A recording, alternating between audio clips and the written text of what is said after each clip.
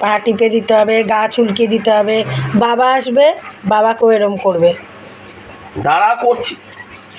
বাবা এক্ষুনি ঢুকলে এরম করতে থাকবে। সোজা নেমে এসে ওকে পা টিপে দাও। বাবা বলে কি, হ্যাঁ এখন তোর পা টিপে দিই, গা চুলকিয়ে দিই। দেখো কি মজা।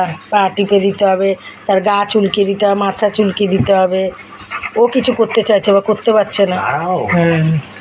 না ওইসব না, ওইসব না, ওইসব না, পাই টিপে দাও। তুমি পা টিপে দাও, গা চুলকিয়ে দাও।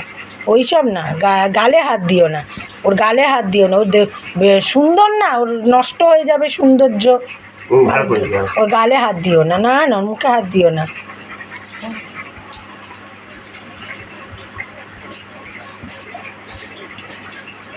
আচ্ছা করছি তো, দাঁড়াও না।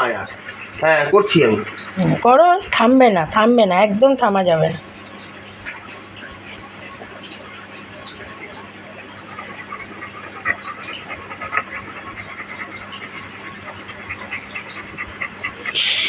তুই পা টেপাচ্ছিস বাবাকে দিয়ে? হ্যাঁ, তুই নাকি এই ছেলে?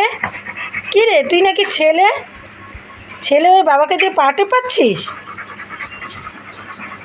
আমার গোপাল সোনা কিন্তু এরকম, হ্যাঁ গোপাল সোনাকে আমি টিপে দিই, হ্যাঁ টিপে দিই। আমার ছোটো বাবাকেও টিপে দিই, আমার বড়োটা, ওরও মাঝে মাঝে ব্যথা করে, টিপে দিই। তোদেরও তো তাই বল, রোজ রোজ না। কি আরাম, কি আরাম। বাবা বিছানায় বসে আছে, বিছানায় বসে আছে, ওপরে ফ্যান চলছে, আর এসিটা ছেড়ে দিলে মানে আরও ভালো হয়। একটু পা টিপবে, ঘুমিয়ে পড়বে।